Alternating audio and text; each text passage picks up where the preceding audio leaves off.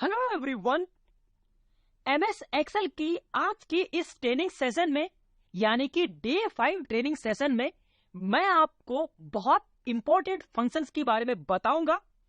ये basic Excel की series जरूर है, बट कहीं ना कहीं इसका जो बेनिफिट आपको मिलेगा वो एडवांस एक्सेल के लर्निंग कॉन्सेप्ट में मिलने वाला है। तो चलिए शुरू करेंगे आज का ट्रेनिंग सेशन। सो गाइस, आज के इस ट्रेनिंग सेशन में हम लोग क्या डिस्कस करने वाले हैं? रिप्लेस और सब्स्टिट्यूट फॉर्मूले के बारे में। सो गाइस, रिप्लेस वो फॉर्मूला है guys for replacing purpose. Actually में रिप्लेस मतलब होता है बदलना। किसी भी चीज को किसी में चेंज करने के लिए हम लोग रिप्लेस कमांड यूज करते हैं, ये मीनिंग होता है।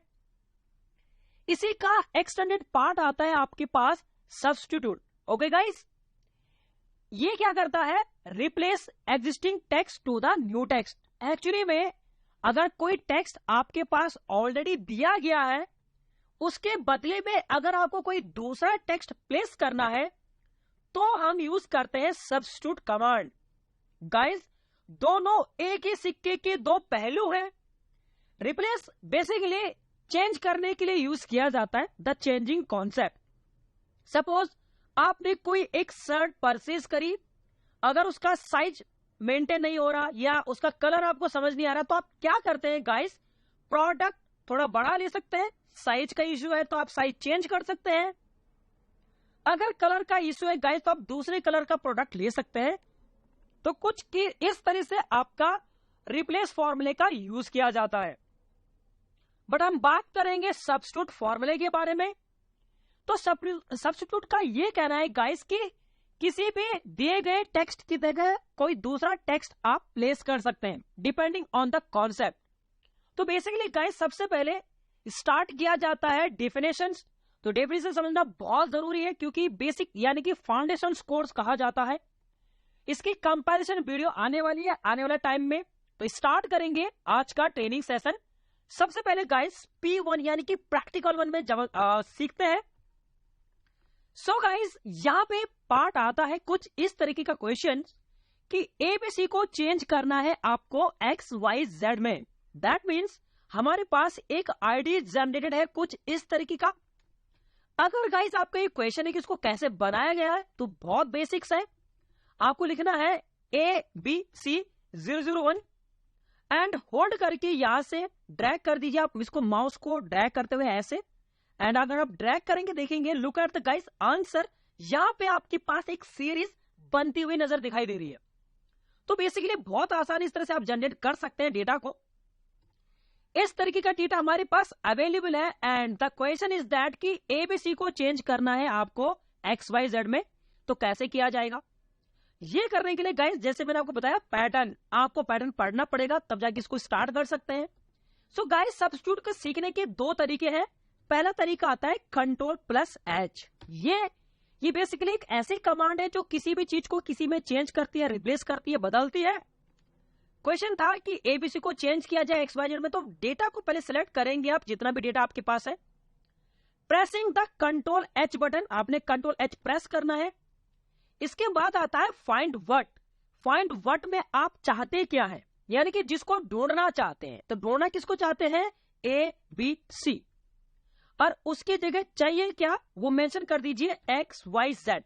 दैट मीन्स इस पर्टिकुलर डेटा के अंदर हम जो ढूंढना चाहते हैं वो है आपका एबीसी यानी कि कैरेक्टर्स, एंड उसकी जगह हमें चेंज करना है एक्स वाई जेड में। अगर हम रिप्लेस ऑल पे क्लिक करते हैं गाइस, तो सारे के सारे एबीसी एक्स वाई जेड में चेंज हो जाएंगे। अगर मैं 1 बाय 1 करना चाहूंगा तो ये ऑप्शन हम यूज कर सकते हैं। तो प्रेजेंटिंग गाइस आपको ये करने के लिए आपको यूज करना है रिप्लेस ऑल, क्योंकि आप एक बार में सारे चाहते हैं। एंड गाइस जैसे आप कर पाएंगे, आपके सामने एक मैसेज शो अप होगा, all done, we made 10 replacement, यानी कि सारी चीज हमने कर दिया है और 10 रिप्लेसमेंट आपने कर दिया है इस तरीके से। तो कहीं ना कहीं गाइस इस तरीके का पार्ट यहाँ पे यूज किया जाता है। तो एबीसी को चेंज करने के लिए सबसे बेस्ट तरीका ये था जो कि Ctrl+H का था। तो गाइस Ctrl+H बेसिकली क्या है, इस चीज को समझना बहुत जरूरी है। गाइस Ctrl+H को हम कहते हैं फंक्शंस और फॉर्मूला। गाइस दो अलग अलग चीजें होती हैं, फॉर्मूला एंड फंक्शंस। फंक्शन उसे कहते हैं गाइस जो हमेशा डायरेक्ट लगता है।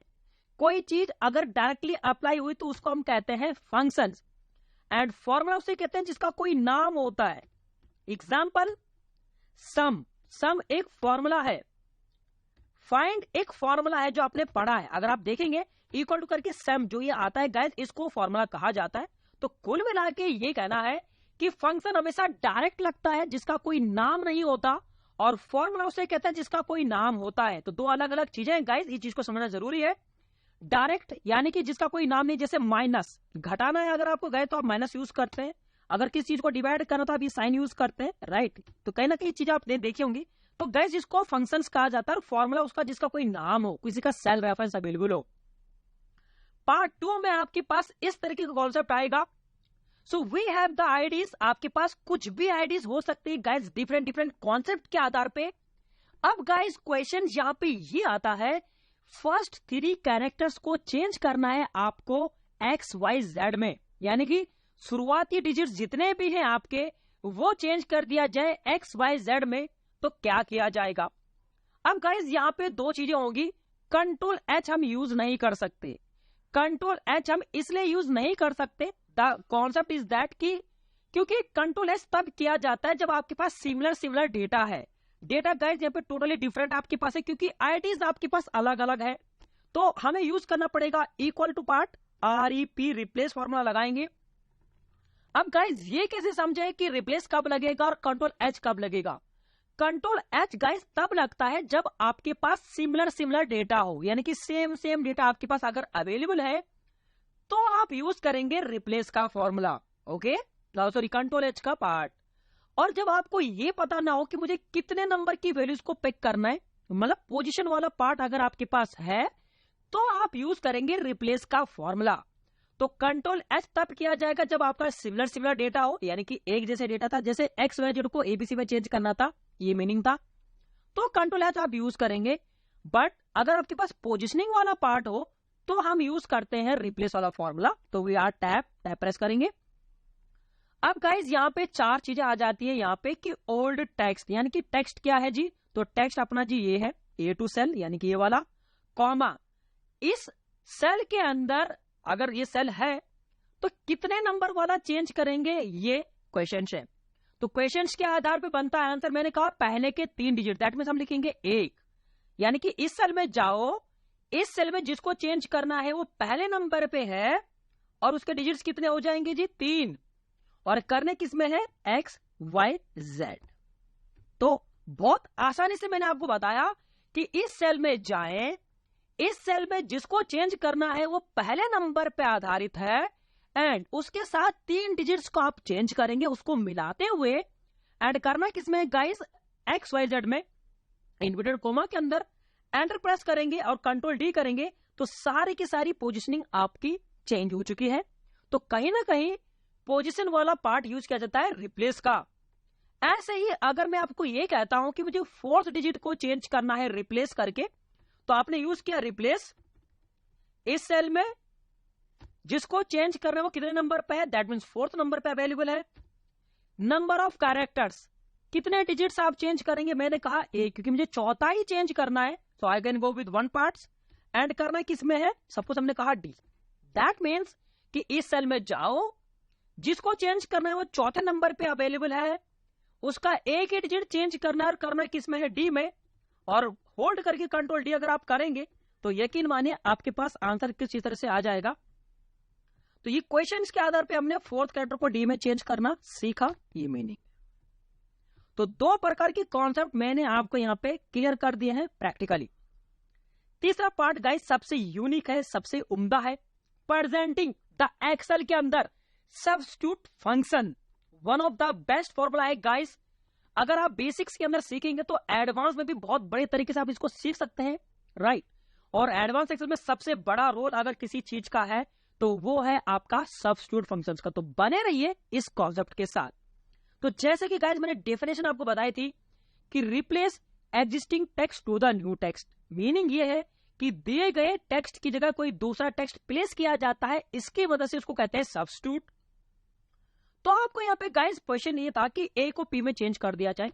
इसका सीधा सा आंसर है गाइस, मैं कंट्रोल एच कर सकता हूं, बट मुझे तो फॉर्मूला सीखना है ना गाइस, क्योंकि मेन है यहाँ पे फंक्शन सीखना। वो इसलिए क्योंकि जब आप प्रोडक्टिविटी कर रहे होंगे एक्सेल्स के अंदर, आप प्रोडक्टिविटी करेंगे आप रिपोर्ट्स के अंदर, तो इंटरव्यूअर गाइस आपसे ये चाहता है कि इस पर्सन को इस तरीके के फॉर्मूले लगाने आने चाहिए। इंटरव्यूअर आपसे ये देखना चाहता है कि वो किस तरह से कॉम्प्लेक्स सिचुएशन को सॉल्व कर सकता है। इस चीज का नाम है आपका सब्स्टिट्यूट। तो यकीन मानिए बहुत जबरदस्त फॉर्मूला होने वाला है। दिए गए टेक्स्ट की जगह कोई दूसरा टेक्स्ट यूज करेंगे तो सब्स्टिट्यूट का यूज करेंगे आप, क्योंकि यहाँ पे हम रिप्लेस अगर मैं इक्वल वाला करूंगा तो दिक्कत है गाइस। क्यों? क्योंकि जो रिप्लेस यूज किया जाता है बेसिकली वो पोजिशनिंग पे आता है, और आपका यहाँ पे ए तो कहीं पे भी हो सकता है। तो we are using the substitute part. Tab, इस सेल को सिलेक्ट करेंगे। इस सेल में जिसको चेंज करना वो कौन सा है, तो हमने कहा ए। दैट मीन्स कि A2 वाला सेल है, उसके अंदर जिसको चेंज करना है वो है हमारा ए वाला कैरेक्टर्स, और उसको जगह चाहिए क्या, आपका पी। सिंपल, यानी कि इस सेल में जाओ और उसकी जगह ए और ए की जगह पी कर दीजिए और एंटर कर दीजिए। अगर मैं होल्ड करके कंट्रोल डी करूंगा तो आपके पास आंसर परफेक्टली आ जाएंगे। आप देखेंगे एक ही चीज पी में चेंज हो चुकी है, बट कैपिटलाइज वाली, यानी कि सब्स्टिट्यूट की तरह फाइंड की तरह सब्स्टिट्यूट एक केस सेंसिटिव वाला फॉर्मूला है। किसी को किसी में चेंज जरूर करता है, but it's a part of case sensitive, यानी कि जिसको ढूंढ रहे हैं। अब हमारे डेटा के गाइस अंदर तो डेटा कैपिटल भी स्मॉल भी, तो आपको अपर और लोअर का कॉन्सेप्ट समझना पड़ेगा। अगर मैं गलती से यहाँ पे स्मॉल लेटर लिखूंगा तो स्मॉल वाला पी में चेंज हो जाएगा।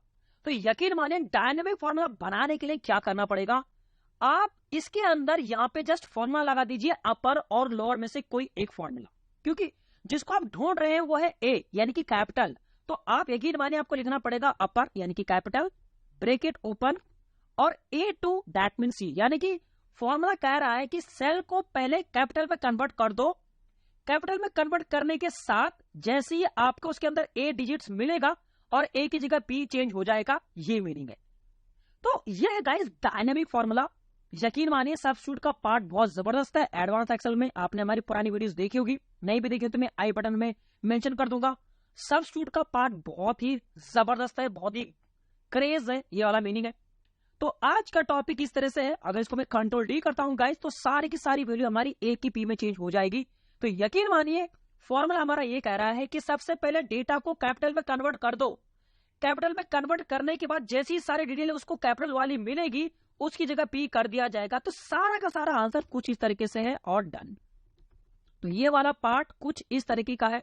तो इस तरह से गाइज आज हमने सब्स्टिट्यूट और रिप्लेस दो फॉर्मूले पढ़े जो बहुत जबरदस्त हैं।